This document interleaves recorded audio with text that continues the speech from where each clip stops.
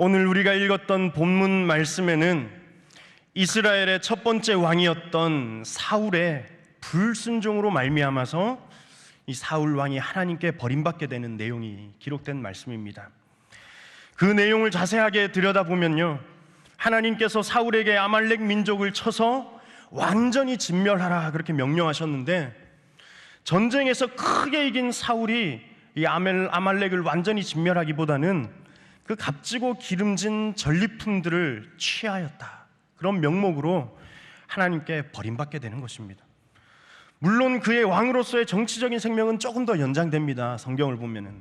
그렇지만 그 정치적인 왕의 생명은 끝난 것은 아니지만 제사장 나라로서의 하나님이 택한 왕이라는 영적 지위가 그냥 완전히 박탈된 것이죠.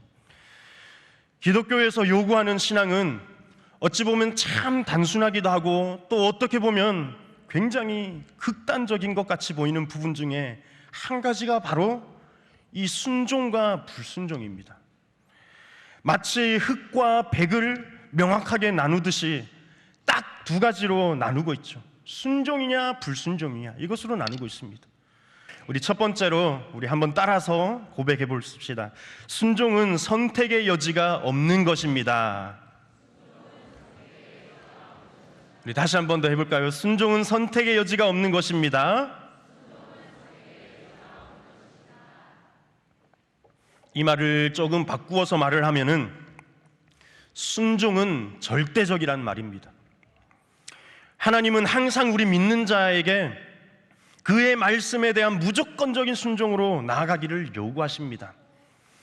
그러면 우리 마음에 당장 생각하기를 질문이 오죠. 왜 그렇게 해야 되는가에 대한 질문을 하게 됩니다. 왜 무조건 순종해야 하는가? 오늘 본문 사울도 그랬습니다. 왜 다 진멸해야 되는가? 전쟁에서 승리를 거두는 것이 목적이 아닙니까? 그 전리품은 조금 남겨두고 우리가 취해서 그 영광을 가지면 안 됩니까? 사울의 이 고민과 질문이 사실 일리가 있는 질문이고 고민이지 않습니까? 합리적인 질문입니다. 사울은 그 전리품으로 하나님께 제사 지내기를 원했습니다. 15절 말씀 보십시오. 제사 지내기를 원했습니다. 이미 전쟁은 크게 승리한 이후였고 충분히 그 전리품을 취해도 문제가 없는 상황입니다. 그런데 하나님은 그가 취한 전리품으로 인해서 사울을 불순종했다라고 평가하고 있는 것입니다. 이때 이런 질문이 여지없이 우리 입술과 생각 가운데 나오게 되어 있죠. 왜 선택의 여지가 없는 이 무조건적인 순종만을 하나님 요구하시는가? 강압적이고 또 맹목적이며 불합리하지 않는가라는 생각을 할 수가 있는 것이죠. 하나님의 순종을 요구하시는 그 말씀이 우리 생각 가운데, 마음 가운데 강압적이라고 여겨지는 이유는 사실 굉장히 간단합니다. 하나님의 말씀이 굉장히 권위적이기 때문이죠. 그 말씀하시는 바가 굉장히 권위적입니다. 사울은 그가 하나님의 명령과 권위에 순종하지 못하여 결과적으로 하나님께 버림받은 것인데, 현대의 사람들은 이 권위라는 단어, 권위라는 이 단어에 대한 극심한 거부 반응을 일으키기 때문에 싫어하는 것이죠. 그러나 권위라는 말을 우리가 잘 이해하면요, 결코 싫은 말이 아닙니다. 권위라는 말은요, 우리가 생각했을 때 물리적인 힘이라고 말할 수 있습니다. 생각할 수 있습니다. 그런데 권위는 물리적인 힘을 말하는 것이 아닙니다. 힘센 사람이 권위적인 것이다, 아닙니다. 목소리 큰 것이 권위적이다, 그것이 권위적인 것이 절대로 아닙니다. 이것은 하나님의 권위를 오해하는 것입니다. 잘 들으십시오. 권위는 그 요구하시는 내용의 진정성과 그리고 가치를 두고 말하는 것인 줄로 믿습니다. 본문으로 돌아와서 하나님은 왜 사울에게 아말렉을 완전히 진멸하기를 명령하셨는가? 그 불순종이 왜 그렇게 사울을 버리기까지 하나님은 노하시는 불순종이었는가? 왜 이 명령이, 아말렉을 완전히 진멸하라는 이 명령이 절대적이었는가? 이것은요, 우리가 성경의 역사를 잘 살펴보면 나와 있습니다. 아말렉은 하나님께서 이스라엘을 출애굽시킬 때 가장 먼저 이스라엘에게 와서 그들을 대적하며 하나님의 구원을 막았던 민족입니다. 다시 말하면은 하나님의 구원의 역사를 가로막은 것입니다. 오해하지 마십시오.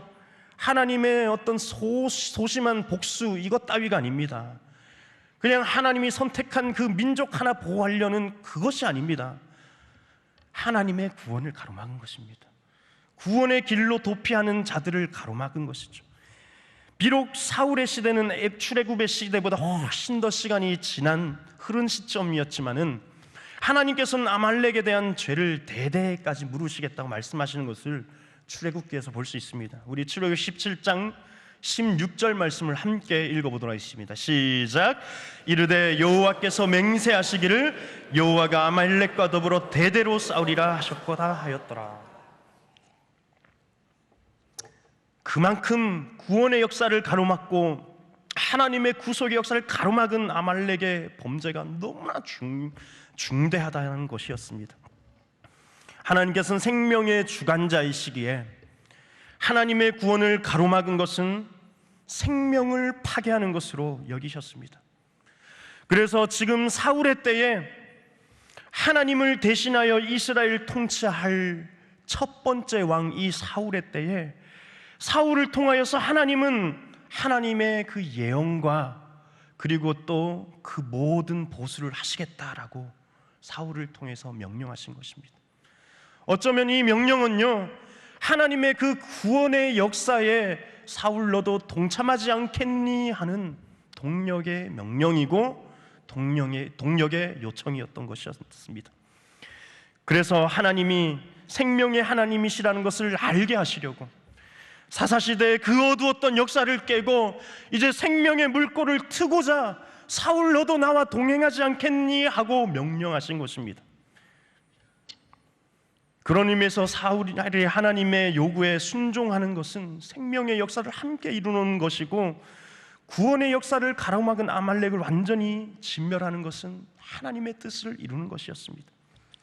그리고 그 요구의 강도는 절대 순종이었습니다. 절대 순종. 그래서 순종은 옳고 그름의 문제가 아닙니다. 두 번째로 순종, 우리 다시 한번 따라해 볼까요? 순종에는 구속의 비밀이 있습니다. 순종에는요, 구속의 비밀이 있습니다. 순종은 하나님의 비 맞추는 그 정도가 아닙니다. 마치 우리 집에서 키우는 강아지에게 앉아 하면은 예쁘다고 과자 하나 더 주고, 재롱 피우면은 예쁘다고 더 쓰다듬어 주고, 이 정도가 아닙니다. 순종에는 구원의 비밀이 있습니다. 할렐루야. 구속의 비밀이 담겨져 있습니다. 그리스도인이라면 모두가 아는 사실이죠. 인류의 죄가 이 땅 가운데 어떻게 들어왔습니까? 우리 로마서 5장 12절 말씀을 한번 읽어봅시다. 시작. 그러므로 한 사람으로 말미암아 죄가 세상에 들어오고 죄로 말미암아 사망이 들어왔나니 이와 같이 모든 사람이 죄를 지었으므로 사망이 모든 사람에게 이르렀느니라. 아멘. 아담의 불순종으로 말미암아 온 땅이 죄 아래 놓이게 되었습니다. 잘 알고 계시죠? 그리고 그로 인해 무엇이 들어왔습니까? 죄의 결과는, 죄의 삭은 사망이요, 사망이 들어왔습니다. 만약 죄가 이 땅에 들어오지 않았다면, 아담이 불순종하지 않았다면 어떻게 되었겠습니까? 지금도 아마 아담과 하와는 빨가벗고 에덴 동산에서 막 꽃 끼고 막 뛰어놀고 있을 겁니다. 진짜로. 그때부터 사망이 들어와서 우리가 죽을 수밖에 없는 사람이 된 것이죠. 그죠? 그렇다면 여러분, 가만히 생각해 보십시오. 이거는 거꾸로 말해서 우리가 죽는 이유는 늙어서 죽는 것 아닙니다. 우리가 죽는 이유가 병들어서 죽는 것이 아닙니다. 우리가 죽는 것은 죄 때문에 죽는 것이고, 그 죄가 이 땅 가운데 들어오게 된 이유가 바로 불순종 때문입니다. 불순종 때문에 우리가 죽는 것이죠. 놀라운 것은요, 그 사망을 이기고 죽을 수밖에 없는 우리를 구속하신 것이 바로 우리 주님의 순종입니다. 할렐루야. 로마서 5장 19절도 한번 읽어봅시다. 시작. 한 사람이 순종하지 아니함으로 많은 사람이 죄인 된 것 같이 한 사람이 순종하심으로 많은 사람이 의인이 되리라. 할렐루야. 예수님의 순종이 우리를 구원하시고 속량하셨다라는 것입니다. 그래서 순종에는 구속의 비밀이 있는 것입니다. 우리 5장 17절 말씀도 한번 읽어봅시다. 시작. 한 사람의 범죄로 말미암아 사망이 그 한 사람을 통하여 왕노릇하였은즉 더욱 은혜와 의의 선물을 넘치게 받은 자들은 한 분 예수 그리스도를 통하여 생명 안에서 왕노릇하리로다. 아멘. 또다시 말씀하시는 것, 생명 안에서, 생명 안에서. 순종은 그래서 구속과 연결되어지고 구원과 연결되어지고 생명과 연결되어지는 것입니다. 또한 주님의 순종 때문에 하나님의 통치가 더욱 빛나게 되어서 생명 안에서 왕노릇한다라고 말씀하십니다. 그래서 순종은 단순히 주님에게 잘 보이는 그런 재롱 정도가 아니라 구원의 비밀이 있고 생명의 비밀이 있고, 또 중요한 사실은요, 우리가 순종한다는 것은 주님의 그 순종 안으로 깊숙하게 들어가는 것입니다. 또 순종해 보니까 깨닫는 것이 있습니다. 무엇이냐면은 순종에는요 책임이 따르지 않습니다. 순종에 책임과 대가 지불이 따를 것 같잖아요. 그렇잖아요. 그런데 그렇지 않습니다. 이 말을 조금 더 자세히 풀어드리자면요, 순종 자체가 곧 대가 지불입니다. 이후의 것은 하나님께서 하십니다. 할렐루야. 반면 순종하지 않는 이에게는 반드시 대가가 따라옵니다. 오늘 사울과 같이, 아담의 불순종이 죄의 삭슬 낳은 것과 같이, 죄와 사망의 대가를 치루었던 것 같이, 주님의 순종을 보십시오. 순종 자체가 대가 지불이었습니다. 주님께서 십자가를 지는 것이 너무나도 부담스럽고 고통스러운 것을 알았지만 십자가를 지심으로 순종하였고, 이것이 대가 지불이었습니다. 왜? 그 순종이 절대적이었기 때문입니다. 예수 그리스도의 그 피 밖에는 우리의 죄를 속량할 수 있는 대안이었기 때문에, 주님께서 하셨기 때문에, 다른 선택의 여지가 없는 것을 주님께서도 너무나도 잘 아셨기 때문에, 놀라운 것은요, 주님의 그 고난과 십자가를 지는 것, 그것 자체가 대가 지불이었습니다. 그 때문에 우리 주님은 그 이후에는 부활의 영광만을 안을 수 있었던 줄로 믿습니다. 사랑하는 성도 여러분, 우리의 순종 뒤에도 이 영광만이 있을 뿐입니다. 하나님께서 반드시 주겠다고 약속하신 것입니다. 우리 세 번째로 한 번만 더 따라해 봅시다. 순종이 제사보다 낫다. 오늘 본문의 제목입니다. 여러분, 이 말에 동의하십니까? 다시 한번 질문. 순종이 제사보다 낫습니까? 그럼 제가 한번 뜯어서 질문을 해보겠습니다. 제사는 오늘 말로 말하면 예배입니다. 예배는 목숨보다 중요한 것 아니겠습니까? 어떤 상황에도 예배하는 것이 잘못되었습니까? 순종이 아무리 고결하고 아름다운 덕목이라 해도 예배와 견줄 만큼, 그보다 낫다고 할 만큼 높은 가치의 덕목입니까? 더 낫다 말할 수 있습니까? 없습니다. 예배와 순종을 비교하는 것 자체가 어리석은 것입니다. 예배와 순종은 비교할 가치가 아니죠. 동일하게 중요한, 생명보다 중요한 가치입니다. 사무엘이 왜 이런 말을 사울에게 남겼습니까? 이건 사울에게 하는 말이죠. 사무엘상을 잘 읽어보면요, 그 이유가 나와 있습니다. 사울의 그 습성을 보면요, 사울은 제사 드리는 것에 참 애착이 많은 사람입니다. 우리 사무엘상 13장 8절에서 12절 조금 길지만은 함께 읽어볼까요?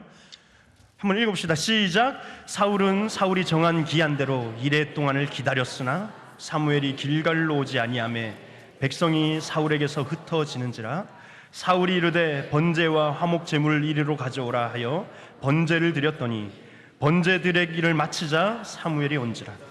사울이 나가 맞으며 문안하며 사무엘이 이르되 왕이 행하신 것이 무엇이냐 하니, 사울이 이르되 백성은 내게서 흩어지고 당신은 정한 날 안에 오지 아니하고 블레셋 사람은 믹마스에 모였음을 내가 보았으므로 이에 내가 이르기를 블레셋 사람들이 나를 치러 길갈로 내려오겠거늘 내가 여호와께 은혜를 간구하지 못하겠다 하고 부득이하여 번제를 드렸나이다. 아멘.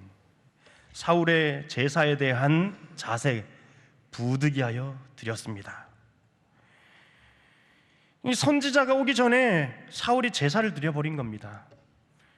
제사에 대한 애착을 넘어서 집착의 수준이죠. 왜 사울이 이런 집착의 수준까지 가버렸냐면요, 사무엘을 기다리는 동안에 8절에 백성들이 사울에게서 흩어지니까 불안한 겁니다. 초조한 거죠. 12절에 보니까 블레셋 사람들이 나를 치러 올까봐 이제 초조하고 불안하니까 내가 부득이하게 예배를 드렸다.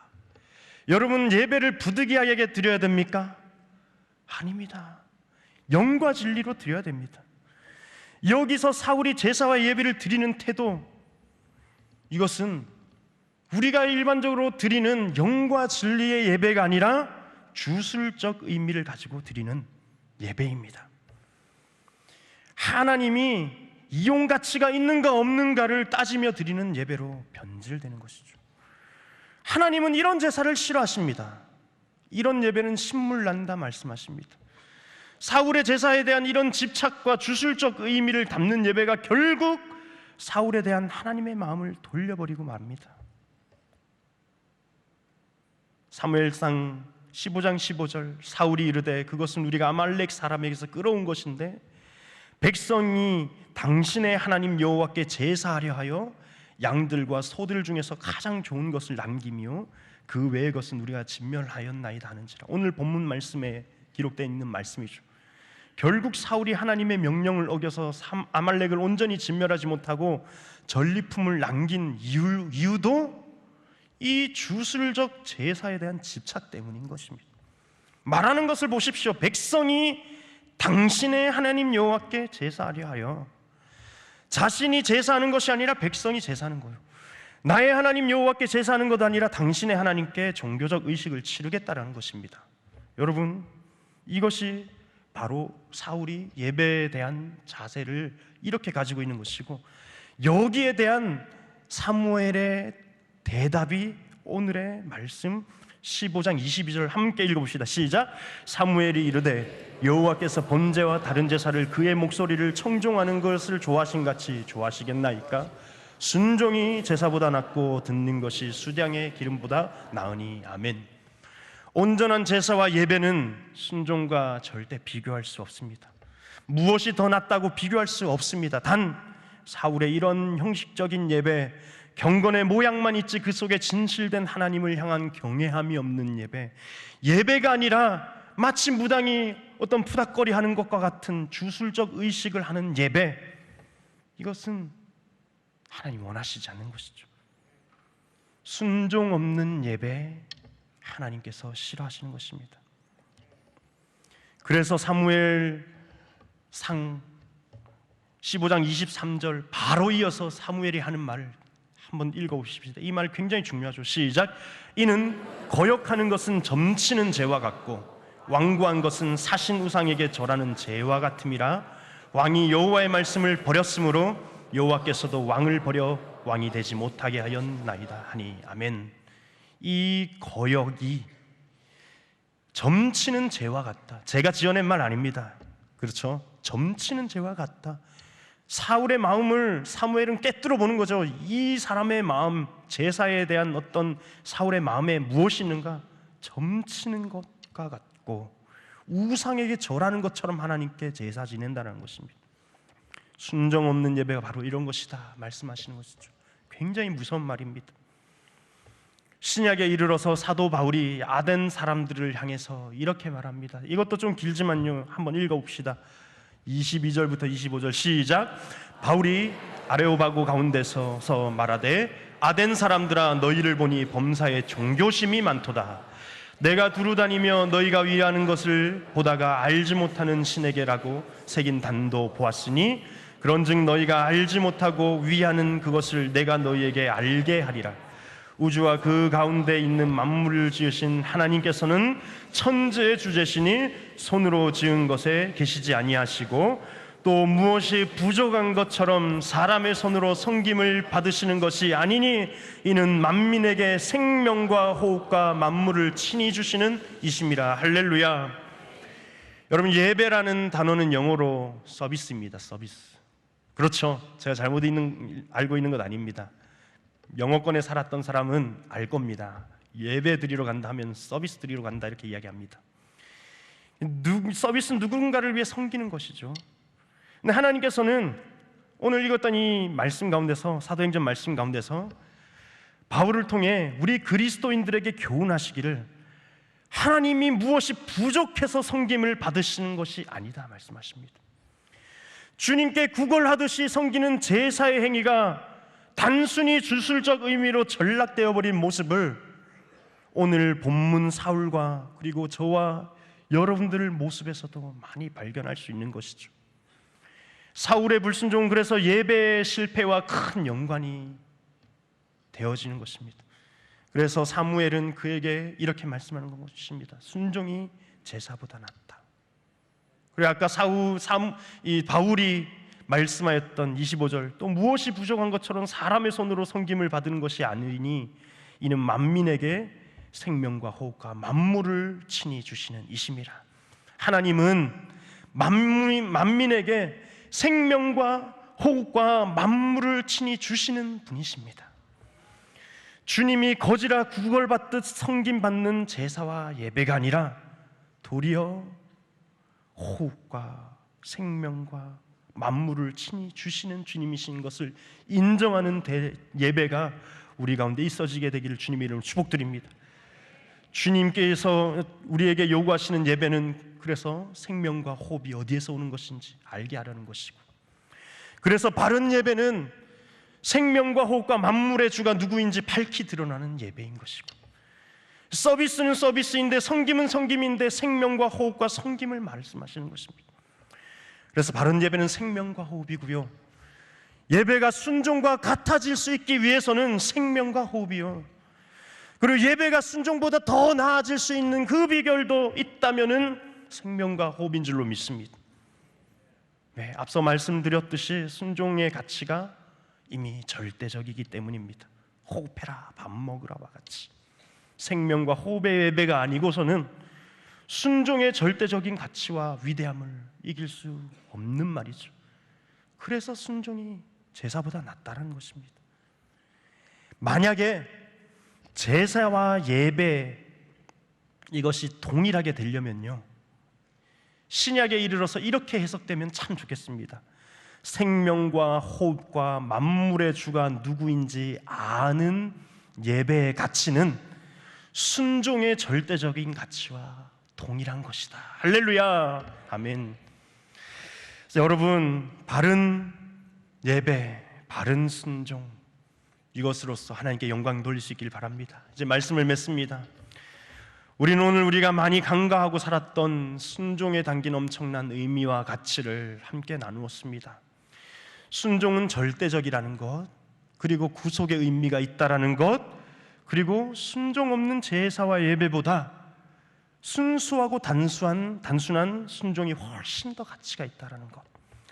오늘 우리가 읽었던 이 성경 구절들을 묵상하면서 하나님의 마음과 심정이 여러분들 삶 속에 먼저 새겨질 수 있기를 주님의 이름으로 축복드립니다. 그때 어렵고 불합리하다고 여겨졌던 주님의 많은 명령들이 얼마나 우리에게 절대적인지를 깨달을 수 있을 줄로 믿습니다.